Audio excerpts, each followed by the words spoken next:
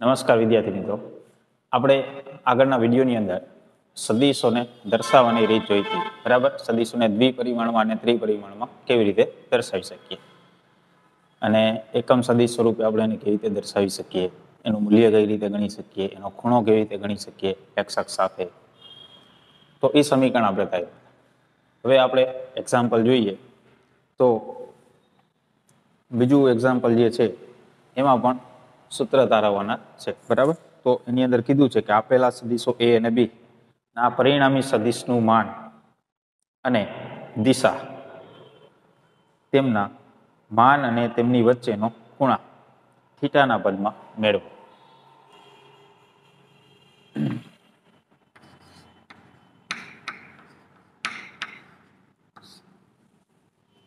એટલે અહીંયા આપણને બે સદિશ કીધા એ અને બી અને એમની વચ્ચેનો ખૂણો થીટા. તો આપણે અહીંયા દર્શાવી દઈએ કે એ સદિશ જે છે એ આ રીતે છે અને બી સદિશ કોઈ થીટા ખૂણે લઈ લઈએ. આ રીતે આપણે કોઈએ બી સદિશ લઈએ અને બે વચ્ચેનો ખૂણો થીટા થશે. બરાબર, આ રીતે છે.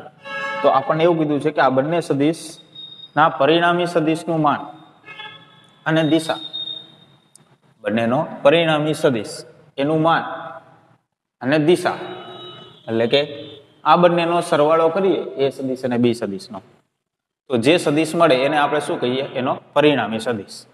બરાબર, તો પહેલા તો આ બંનેનો સરવાળો કરીએ તો કયો સદિશ થશે? તો સરવાળાની અંદર આપણે કઈ રીતે આકૃતિ ઉપરથી સરવાળો કરતા હતા? તો કે એક સદિશ હોય એના શીર્ષથી બીજા સદિશનું પૂછ જોઈન્ટ કરી એટલા જ ખૂણે દોરી દેવાનું. તો જો આ બી સદિશ છે તો હું અહીંયા આ જ રીતે બી સદિશ દોરી શકું.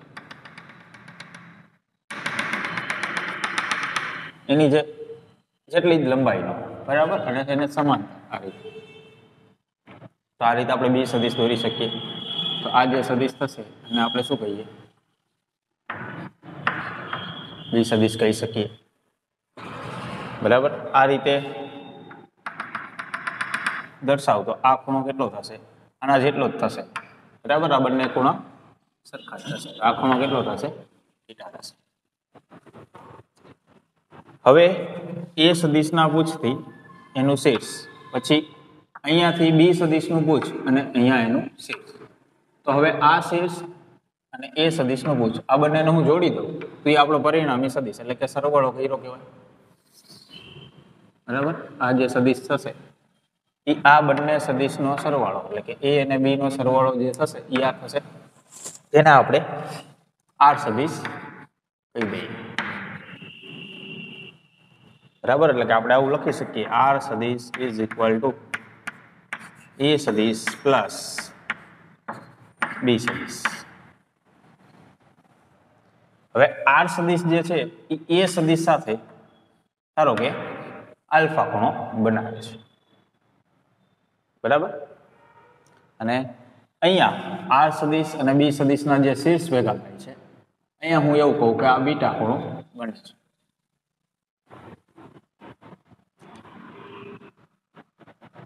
તો આ રીતની ગોઠવણી થઈ. તો હવે આપણે જે ગણવાનું કીધું છે કે એ સદિશ અને બી સદિશના પરિણામી સદિશ, એટલે કે આર સદિશ, એનું માન અને દિશા, તેમના માન અને તેમની વચ્ચેના ખૂણા થીટાના પદમાં મેળવો. એટલે કે આનું મૂલ્ય આપણે ગણવાનું છે આર સદિશનું. તો આર સદિશનું મૂલ્ય ગણવું હોય આપણે તો અહીંયા કઈ રીતે આપણે ગણી શકશું? જુઓ, હું અહીંયા આ રીતે લંબ દોરી દઉં જેથી કરીને કાટકોણ ત્રિકોણ આપણને મળી જાય. કેમ કે કાટકોણ ત્રિકોણ મળશે તો આપણે ત્રિકોણમિતીય વિધેયના ઉપયોગ કરી શકશું. બરાબર, અથવા તો પાયથાગોરસના પ્રમેયનો ઉપયોગ કરી શકીએ. તો આપણે અહીંયા નામકરણ કરી દઈએ. બરાબર, તો ઓ પી ક્યુ એસ આ રીતે નામ આપી દઈએ. હવે અહીંયા આપણે આ ત્રિકોણ વિચારીએ અહીંયાથી, એટલે કે ત્રિકોણ ઓ એસ ક્યુ આ ત્રિકોણની અંદર પાયથાગોરસનો પ્રમેય લાગુ પાડીએ તો શું લખાશે? OS સ્ક્વેર ઇઝ ઇક્વલ એટલે કે આ કર્ણ થશે એના બરાબર OQ સ્ક્વેર એટલે કે આ માપ આવશે પ્લસ QS સ્ક્વેર આવું થશે. હવે આની અંદર આપણે કિંમત મૂકી તો જો OS સ્ક્વેર એટલે તો કે આનું જે મૂલ્ય થશે એ થાય એટલે કે OS બરાબર આપણે શું લખી શકીએ તો કે R સદિશનું મૂલ્ય કેટલું તો કે આ એટલે કે OS એટલે કે ખાલી માપ જ છે બરાબર. તો R સદિશનું માપ કેટલું થયું એટલે કે એનું માન કેટલું થયું તો કે R. એ જ રીતે OQ એના માટે શું લખી શકીએ તો OQ બરાબર આપણે શું લખી શકીએ કે જો અહીંયાથી P સુધીનું માપ જે છે એટલે કે આપણે એવું લખી શકીએ OP પ્લસ PQ બરાબર OP પ્લસ PQ આ રીતે લખી શકીએ. હવે OP એટલે કેટલું માપ થયું તો કે A સદિશનું માન. તો A સદિશનું માન એટલે કેટલું થશે તો કે A જેટલું થયું કહેવાય પ્લસ OP એટલે કેટલું માપ થયું A સદિશનું માન એટલે કે A જેટલું થયું કહેવાય. PQ તો PQ એટલે કેટલું માપ થશે તો કે જો આ ખૂણો થીટા છે અને અહીંયા SP ઈ જે માપ છે એ કેટલું થશે તો કે B જેટલું. હવે કાટકોણ ત્રિકોણ હોય આ રીતે આ માપ B જેટલું છે આ થીટા છે તો આ માપ અને આ માપ કેટલા કહેવાય તો કે આપણે કાટકોણ ત્રિકોણના અંદર cos થીટાનો ઉપયોગ કરીએ તો cos થીટા બરાબર પાસેની બાજુ છેદમાં કર્ણ આ રીતે થશે. cos થીટા બરાબર પાસેની બાજુ છેદમાં કર્ણ તો પાસેની બાજુ બરાબર શું થશે cos થીટા ઇન્ટુ કર્ણ એટલે કે B cos થીટા આ માપ કેટલું થશે અને આ માપ કેટલું થશે તો કે B sin થીટા આવું થશે. કેમ કે sin થીટા બરાબર શું થશે સામેની બાજુ છેદમાં કર્ણ એટલે કે આ માપ જે છે આઈડીવા એ કેટલું આવશે B cos થીટા અને આ માપ જે છે QS જે કેટલું આવશે B sin થીટા બરાબર. તો અહીંયા PQ જે માપ છે આ એ કેટલું આવશે B cos થીટા આવું થશે. અને OS એટલે કે આ QS બરાબર તો ઈ માપ કેટલું થશે QS ઈ થશે B sin થીટા. હવે આ બંને કિંમતોને આપણે આની અંદર મૂકી દઈએ તો જો OS બરાબર કેટલું છે R તો શું લખાશે ત્યાં R સ્ક્વેર બરાબર. પછી OQ એટલે આપણને કેટલું મળ્યું તો કે A plus B cos theta A plus B cos theta આનો સ્ક્વેર આવશે પ્લસ QS એટલે કેટલું થશે B sin થીટા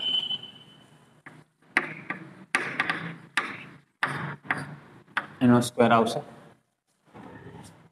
તો હવે આગળ ગણતરી કરતા જઈએ એટલે આપણને કિંમતો મળશે. તો R square is equal to આનો સ્ક્વેર કરશું એટલે કેટલું આવશે તો કે A square plus 2AB cos theta plus આનો સ્ક્વેર કરશો એટલે B square cos square theta plus બરાબર. અને અહીંયા કેટલું થશે તો કે B square sin square theta બરાબર. હવે અહીંયા R સ્ક્વેર બરાબર A square plus 2AB cos theta plus અહીંયા B સ્ક્વેર કોમન નીકળશે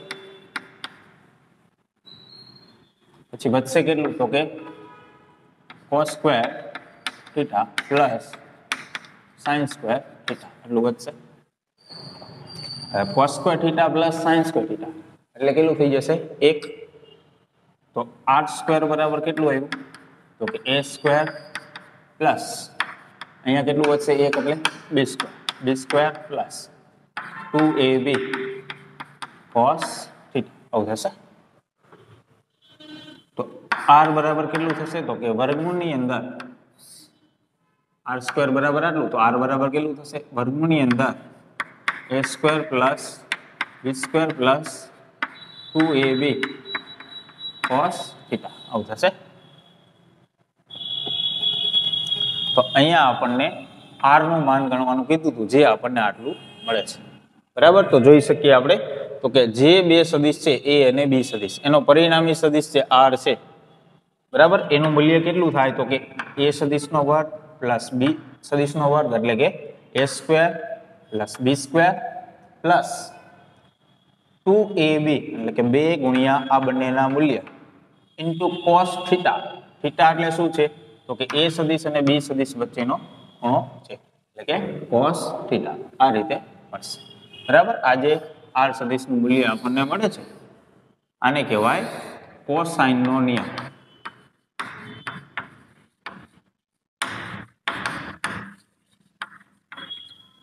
બરાબર, આને શું કહેવાય કોસાઇનનો નિયમ. એટલે કે આપણે ગમે ત્યારે કોઈ પણ બે સદિશનો પરિણામી સદિશ હોય એનું મૂલ્ય ગણવું હોય તો આનો વર્ગ પ્લસ આનો વર્ગ પ્લસ 2ab અને બે વચ્ચેનો ખૂણો જે હોય cos થીટાના સ્વરૂપમાં કરી અને એનું વર્ગમૂળ લઈ લઈએ તો આનું મૂલ્ય મળી જાય પરિણામી સદિશ. બરાબર, તો આ સમીકરણનો આપણે ખૂબ જ ઉપયોગ કરશું. તો યાદ રાખવાનું, કોઈ પણ બે સદિશ આપ્યા હોય એનો પરિણામી સદિશ હોય તો એ પરિણામી સદિશનું મૂલ્ય કેટલું હોય તો કે બંને સદિશના વર્ગના સરવાળા જેટલું પ્લસ 2 ગુણ્યા બંનેનું મૂલ્ય ઇન્ટુ cos થીટા. થીટા એટલે કે એ બે સદિશ વચ્ચેનો ખૂણો. અને એ ખૂણો કઈ રીતે હોવો જોઈએ તો કે અહીંયા આપણે જોઈ શકીએ a સદિશ અને b સદિશ બંનેના પૂછ ભેગા કર્યા છે અને ઈ ખૂણો છે. બરાબર, ઘણી વખત આવી રીતે પણ ખૂણો આપેલો હોય, આવી રીતે બે સદિશ આપ્યો અને આ ખૂણો આપણને આપેલો. તો આ જે ખૂણો છે એ બે સદિશ વચ્ચેનો ખૂણો ન કહેવાય. હંમેશા બે સદિશ વચ્ચેનો ખૂણો કઈ રીતે હોય તો આ રીતે બંનેના પૂછ ભેગા હોવા જોઈએ. આ બે વચ્ચેનો ખૂણો કહેવાય. બરાબર, એ ખૂણો અહીંયા લેવાનો થાય. હવે આપણને અહીંયા r નું મૂલ્ય મળી ગયું. અને બીજું શું કીધું છે દિશા ગણો. r ની દિશા. r ની દિશા એટલે ખૂણો ગણવાનો. તો કે આપણે આલ્ફા ગણવાનો અથવા તો બીટા ગણવાનો. બરાબર, તો એના માટે વળી પાછા આપણે ત્રિકોણ લઈએ. એક ત્રિકોણ લઈએ આપણે એ રિવાજ. બરાબર, કાટકોણ ત્રિકોણ. એક તો ત્રિકોણ OQS. બરાબર, OQS આ ત્રિકોણ લઈએ. બીજો ત્રિકોણ આપણે આ રિવાજ લઈએ. બરાબર, ત્રિકોણ PQS. PQS. બરાબર, આ ત્રિકોણ લઈએ. હવે આ બંને ત્રિકોણમાં એક સરખી બાજુ કઈ છે તો કે આ રહ્યા QS. બરાબર, આ ત્રિકોણ આપણે વિચારીએ કે આપણે આ ત્રિકોણ વિચારીએ. બંનેમાં આ બાજુ છે એ બંને માટે એક છે, તો એનું માપ જ આપણે આવે એવી રીતે કરીએ. તો અહીંયા હું આ ત્રિકોણ માટે sin આલ્ફા કહું તો કેટલું કહેવાય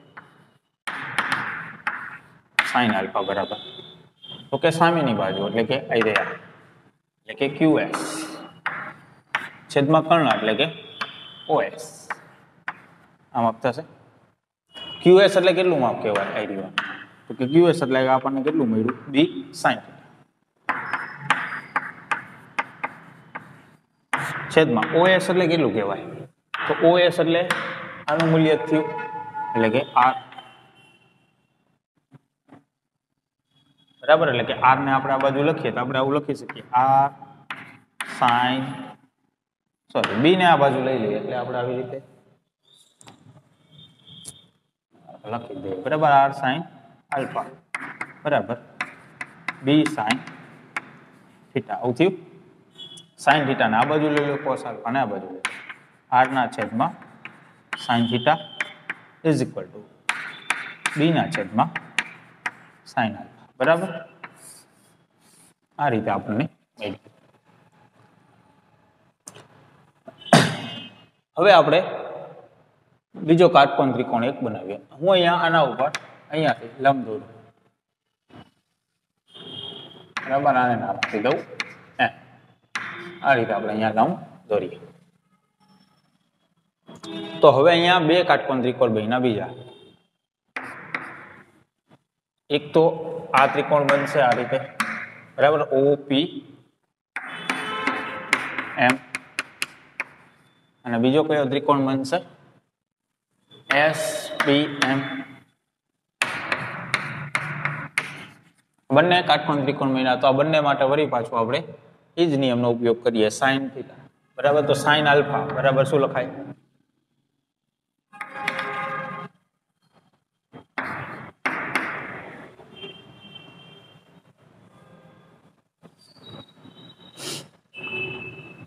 તો સાઇન આલ્ફા બરાબર આપણે લખી શકીએ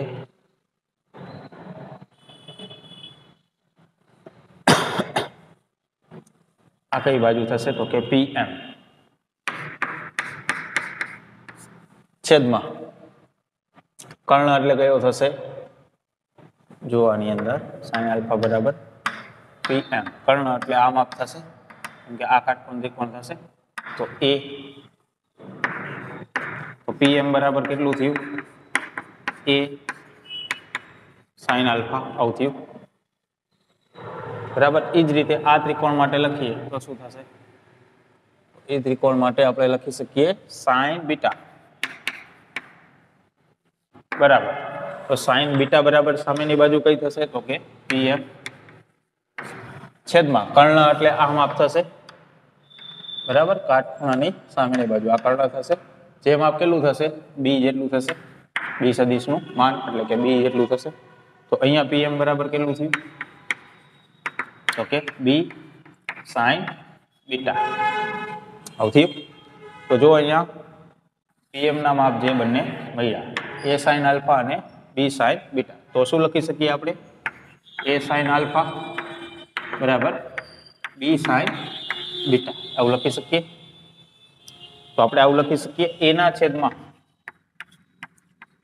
સાઇન બીટા બરાબર B ના છેદમાં સાઇન આલ્ફા આવું આપણે લખી શકીએ બરાબર. સાઇન આલ્ફા ને આ બાજુ છેદમાં જવા દો, સાઇન બીટા ને આ બાજુ લઈ લો. તો A ના છેદમાં સાઇન બીટા બરાબર B ના છેદમાં સાઇન આલ્ફા આવું લખાશે. તો જો આ સમીકરણ અને આ સમીકરણ બંને ઉપર આપણે નજર કરીએ તો જો અહીંયા B ના છેદમાં સાઇન આલ્ફા આવે છે, અહીંયા પણ આવે છે B ના છેદમાં સાઇન આલ્ફા.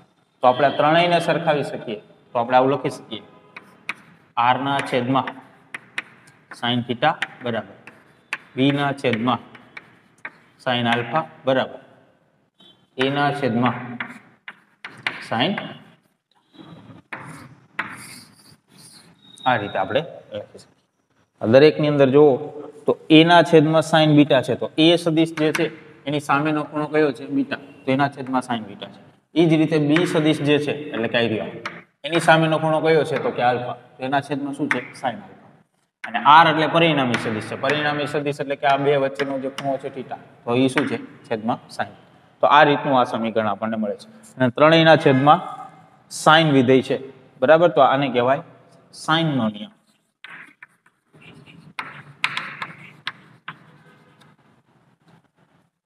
તો આ રીતે આપણે આ સમીકરણનો ઉપયોગ ખૂણો ગણવા માટે ગણી શકીએ. કોઈ પણ સદિશોના ખૂણા આલ્ફા ગણવું હોય તો, બીટા ગણવું હોય અથવા તો થીટા ગણવું હોય તો અહીંયા આપણે કોઈ પણ ખૂણો ગણી શકીએ આ સમીકરણના મદદથી બરાબર.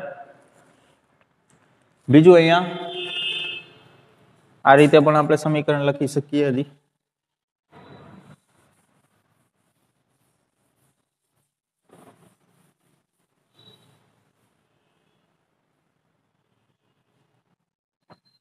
આ માપ જે છે એ કેટલું કહેવાશે? આ થીટા ખૂણો છે ને આ B છે એટલે B cos થીટા કહેવાશે, ને આ માપ કેટલું કહેવાશે? B sin થીટા કહેવાશે.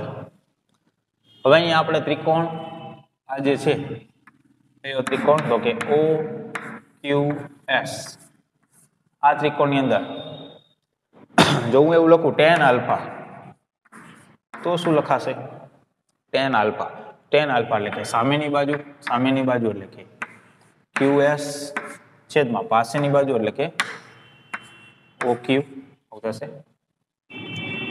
હવે QS ના છેદમાં OQ એટલે કેટલું માપ થાય તો કે OP પ્લસ PQ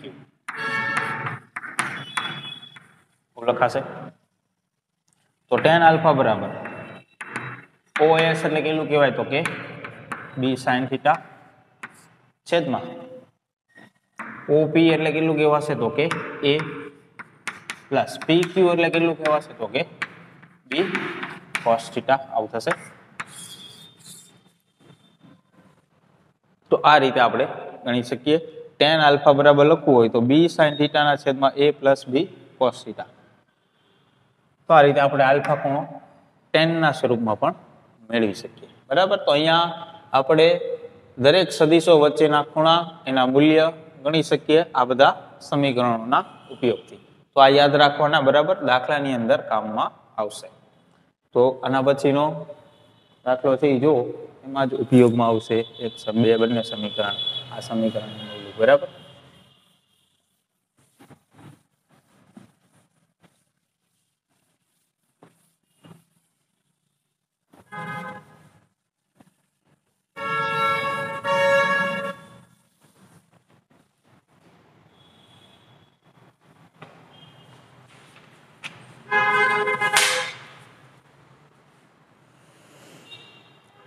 એમાં કીધું છે એક મોટર બોટ ઉત્તર દિશામાં 25 કિલોમીટર પ્રતિ અવરના વેગથી ગતિ કરે છે.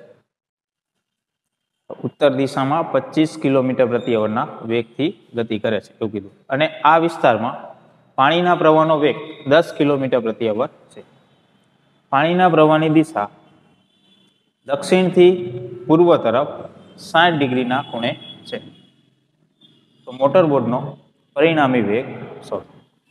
પહેલા તો આપણે અહીંયા દિશા દર્શાવી દઈએ.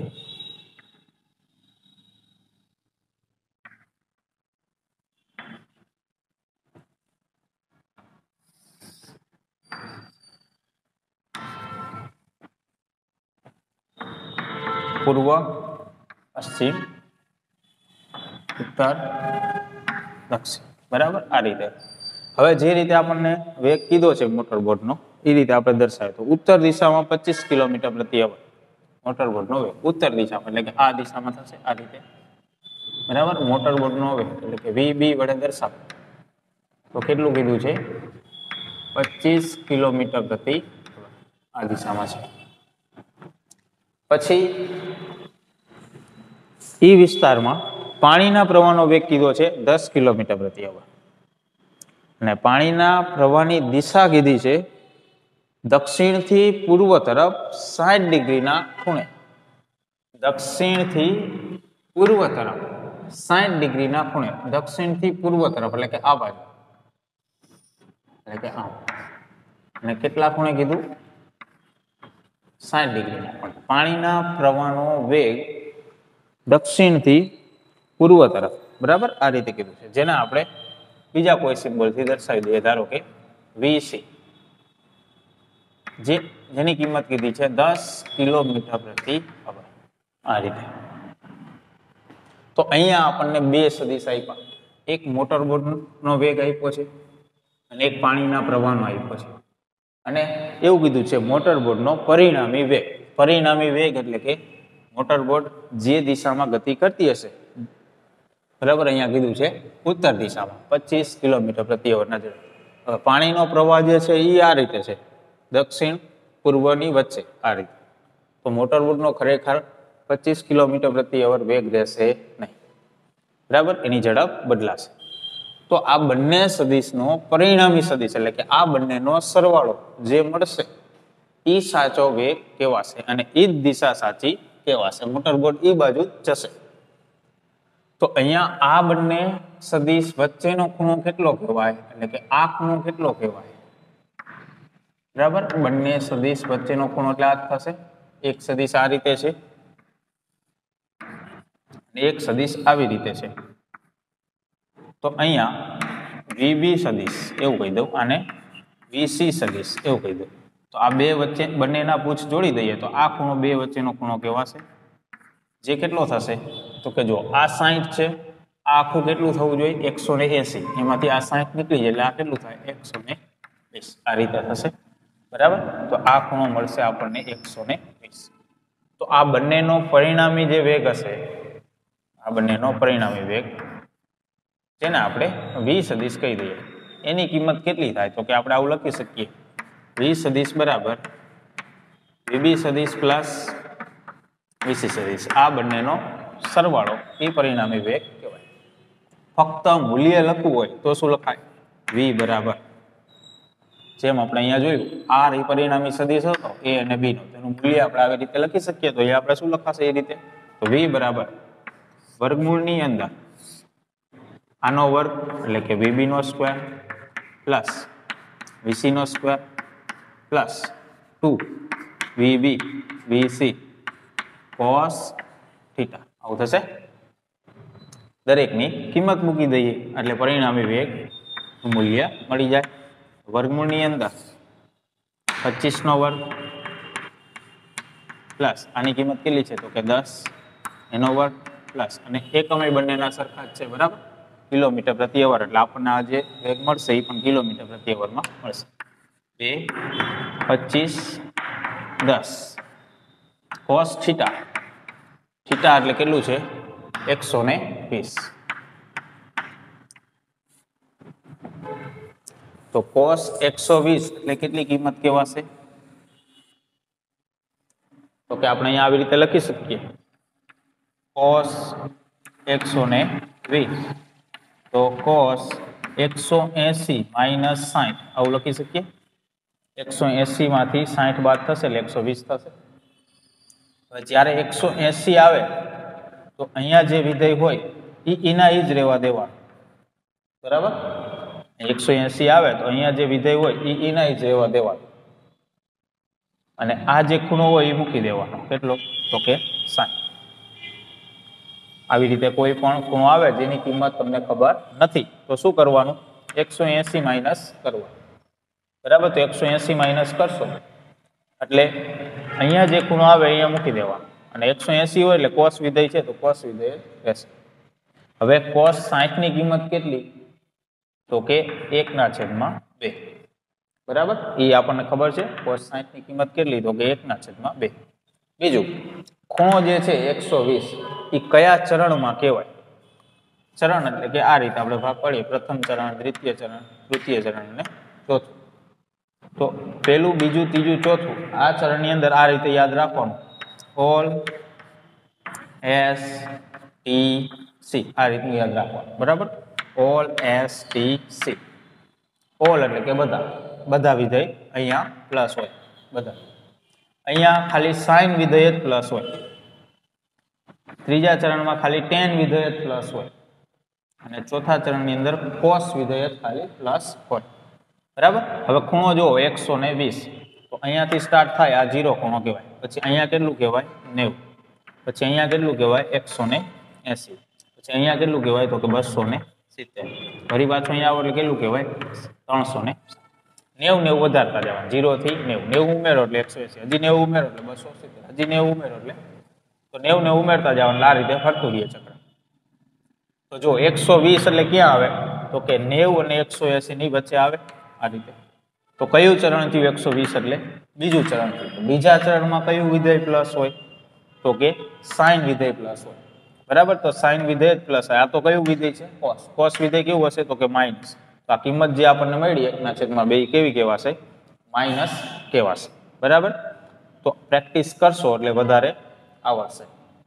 તો અહીંયા cos 120 ની કિંમત કેટલી મળી આપણને -1/2. તો આની જગ્યાએ આપણે કેટલું લેવાનું થશે -1/2 બરાબર. બાકી તમે કેલ્સીની અંદર આ ગણતરી કરો એટલે તમને માપ મળશે, એનું જવાબ આપશે એપ્રોક્સિમેટ જવાબ આવશે 22 કિલોમીટર પ્રતિ અવર બરાબર. તો મોટર બોટનો પરિણામી વેગ કેટલો હશે તો કે 22 કિલોમીટર પ્રતિ અવર એટલે કે મોટર બોટ 22 કિલોમીટર પ્રતિ અવરના ઝડપથી ગતિ કરશે. અને કઈ દિશામાં ગતિ કરશે તો કે એનો પરિણામી વેગ કઈ દિશામાં છે તો કે આ રીતે વચ્ચે આવશે બરાબર. આ રીતે આવશે. તો એ ખૂણો કેટલો આની સાથેનો ખૂણો કેટલો એ થીટા ગણવું પડશે આપણે કઈ દિશામાં ગતિ કરશે. તો જો અહીંયા આપણે આ ખૂણો ગણવાનો થાય થીટા કેટલો છે તો આપણે આ સમીકરણનો ઉપયોગ કરવો પડશે અહીંયા. તો આપણે કઈ રીતે લખશું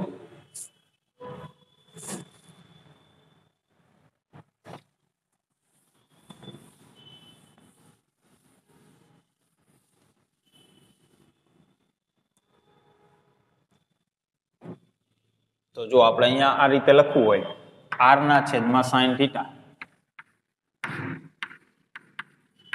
આની સાથે સરખાવીએ, બરાબર, r ના છેદમાં sin થીટા.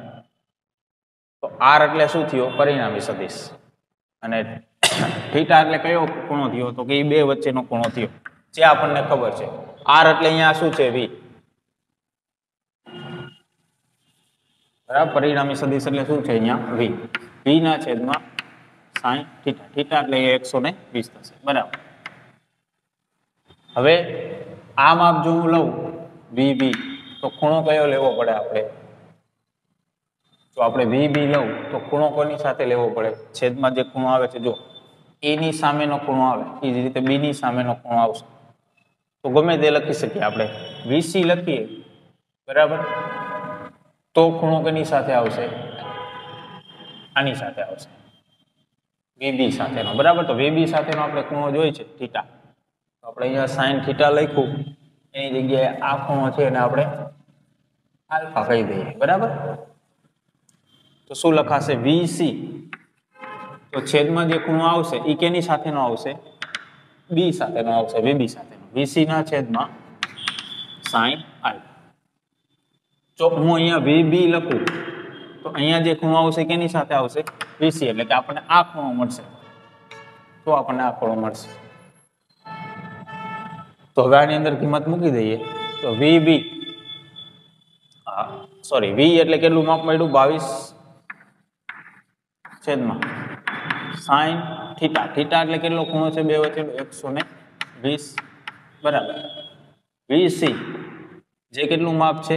10 sin alpha. તો sin આલ્ફા બરાબર કેટલું થશે? 10 sin 120 છેદમાં 22, આવું થશે. sin 120 એટલે કેટલું માપ આવશે? તો કે 1 ના છેદમાં, સોરી, 180 એટલે કે √3 ના છેદમાં 2. આની જેમ જ થશે, એટલે આપણે આવી રીતે લખી શકશું sin 120 એટલે કે sin 180 માઇનસ sin, આવું થશે. 180 આવે એટલે આ જ વિધેય રહેવા દેવાનું, sin આવું થશે. sin 60 એટલે કેટલું થશે? √3/2. અને અહીંયા ચરણ 120 એટલે કયું થશે? બીજું ચરણ જ થશે. અને બીજા ચરણમાં સાઇન કેવું હોય? પ્લસ. એટલે આ કિંમત જે છે એ પ્લસ આવશે, બરાબર. આ કિંમત માઇનસ કેમ આવી? તો કે આ કોસ વિધેય છે. કોસ વિધેય કેવું હોય? બીજા ચરણમાં માઇનસ હોય, એટલા માટે. તો અહીંયા આવશે √3/2. અને આ કેલ્ક્યુલેશન કરી નાખો અને આલ્ફાની કિંમત મેળવી લ્યો. કેટલી મળશે? આ જે કિંમત આવશે એ લગભગ 0.397 આવી આવશે, બરાબર. એને કોષ્ટકમાં જોઈ લેવાનું સાઇન ના, એટલે તમને એ આલ્ફાની કિંમત મળશે 23.4 ડિગ્રી. આટલો આલ્ફા કહેવાશે, એટલે કે એટલો ખૂણો બનશે. આઈડિયો 23.4 ડિગ્રી. આ જે પરિણામે વેગ હશે એ કેટલો? 23.4 ડિગ્રી. કેની સાથે? તો કે વાય એક્સ ક્યુ અથવા તો ઉત્તર દિશા સાથે આટલા ખૂણે મોટરબોટ ગતિ કરશે, બરાબર.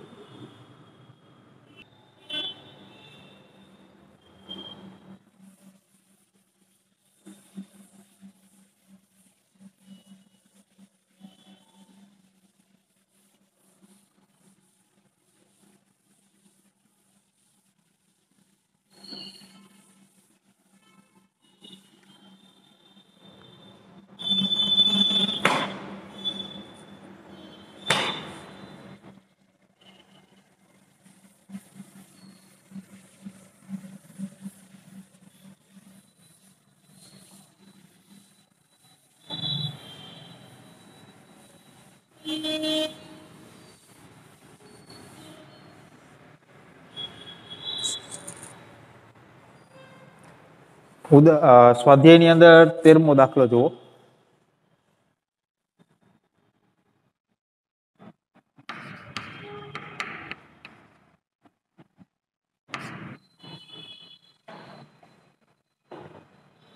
એક વ્યક્તિ સ્થિર પાણીમાં 4 કિલોમીટર પ્રતિ અવરની ઝડપથી તરી શકે છે. નદીનું પાણી 3 કિલોમીટર પ્રતિ અવરની અચળ ઝડપથી વહી રહ્યું છે. વ્યક્તિ આ વહેણને લંબ રૂપે તરવાનો પ્રયત્ન કરતો હોય તો જ્યારે તે નદીના બીજા કિનારે પહોંચશે ત્યારે તે નદીના વહેણ તરફ કેટલો દૂર પહોંચશે? નદીની પહોળાઈ કીધી છે 1 કિલોમીટર. એટલે ધારો કે આપણે આ રીતે વિચારીએ કે આ રીતે નદીની અંદર પાણીનો પ્રવાહ આ દિશામાં વહે છે, બરાબર? આવું આપણે લઈએ તો આ દિશામાં જે વેગ છે પ્રવાહનો, જે આપણને કીધો છે 3 કિલોમીટર પ્રતિ અવર. નદીની જે પહોળાઈ છે એ આપણને આપી છે 1 કિલોમીટર, બરાબર? અને એવું કીધું છે કે સ્થિર પાણીમાં 4 કિલોમીટર પ્રતિ અવરના ઝડપથી વ્યક્તિ તરી શકે છે. તો વ્યક્તિના તરવાની ઝડપ જે છે 4 કિલોમીટર પ્રતિ અવર, બરાબર? એ આપણને આપી છે. હવે ધારો કે વ્યક્તિ અહીંયાથી તરવાની શરૂઆત કરે છે, બરાબર? આ દિશામાં તરવાની શરૂઆત કરે છે. કેમ કે અહીંયા આપણને શું કીધું છે કે વહેણને લંબ રૂપે, એટલે કે આ રીતે તરશે તો જ વહેણ આ બાજુ છે અને એ લંબ રૂપે જાય, એવું કહેવાય. તો વહેણને લંબ રૂપે તરવાનો પ્રયત્ન કરતો હોય તો બીજા કિનારે પહોંચશે ત્યારે તે નદીના વહેણ તરફ કેટલો દૂર પહોંચશે? એટલે કે આ રીતે ગતિ કરશે પણ જાશે તો આ રીતે જ, અહીંયા આ રીતે પહોંચશે, આ રીતે. તો જ્યાંથી એને શરૂઆત કરી ત્યાંથી એ કેટલો દૂર પહોંચશે, બરાબર? એટલે કે આપણે આ અંતર ગણવાનું થયું, આઈડીવા આ અંતર ગણવાનું કીધું આપણે. સમજાણું કઈ રીતે આપણને રકમની અંદર કીધું છે કે એની ઝડપ જે છે તરવાની એ સ્થિર પાણીમાં કેટલી છે? તો કે 4 કિલોમીટર પ્રતિ અવર છે. હવે નદીની પહોળાઈ છે એ 1 કિલોમીટર છે. હવે પાણીનું જે વહેણ છે આ બાજુ પ્રવાહ વહે છે તો એને લંબ રૂપે એને આ રીતે ગતિ કરવી છે. પણ જો પ્રવાહ આ બાજુ હશે એટલે એ લંબ રૂપે જશે ને, એ થોડો આ રીતે ત્રાસો જશે. તો કેટલો દૂર પહોંચશે અહીંયાથી? આ આપણને પૂછ્યું અંતર ગણવાનું, બરાબર? હવે જો 1 કિલોમીટર અંતર કાપવું હોય ને એની ઝડપ 4 કિલોમીટર પ્રતિ અવર હોય તો એને સમય કેટલો લાગે? તો સમય બરાબર અંતર છેદમાં ઝડપ, આવું થશે. ઝડપ બરાબર અંતર ભાગ્યા સમય. તો સમય આપણે અંતર કેટલું કપાશે? તો કે 1 કિલોમીટર લંબ રૂપે ગતિ કરવી છે એટલે. અને ઝડપ કેટલી? તો કે એની પરિણામી ઝડપ આપણને કીધી છે 4 કિલોમીટર પ્રતિ અવર. તો આપણને 1/4 મળ્યું, પણ શેમાં મળશે? કલાકની અંદર મળશે. ગુણ્યા 60 કરીએ તો 15, જે શેમાં ફરી જશે? મિનિટ થશે. તો 15 મિનિટ એને લાગશે. અને આ બાજુ કેટલો દૂર પહોંચશે એ ગણવું છે તો કેટલી ઝડપ છે એ બાજુ પ્રવાહની? પ્રવાહ જેને એ બાજુ લઈ જશે, બરાબર? તો પ્રવાહની ઝડપ છે 3 કિલોમીટર પ્રતિ અવર અને સમય લેશે 15 મિનિટ, એટલે કે 1/4 કલાક. તો કેટલું દૂર પડશે? તો વળી પાછું આ જ રીતે અંતર ગણવાનું થશે. તો અંતર બરાબર ઝડપ ગુણ્યા સમય.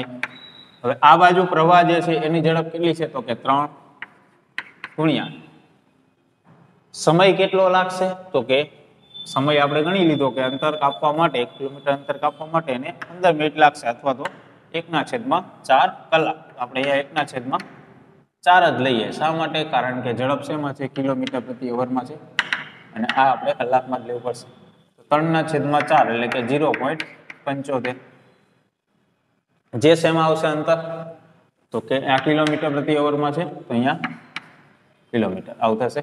મીટરમાં ફેરવવું હોય તો 1000 વડે ગુણી દઈએ એટલે કે 750 મીટર, બરાબર? આટલો દૂર જશે. તો આ રીતે આપણે ગણી શકીએ, બરાબર?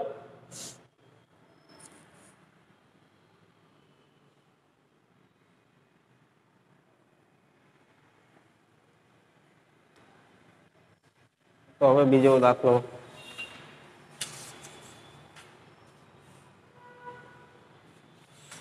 લગભગ આપણે ગણી લીધા છે, બરાબર? અમુક થિયરિટિકલ હશે એ તમે તમારી રીતે જોતા રહેજો.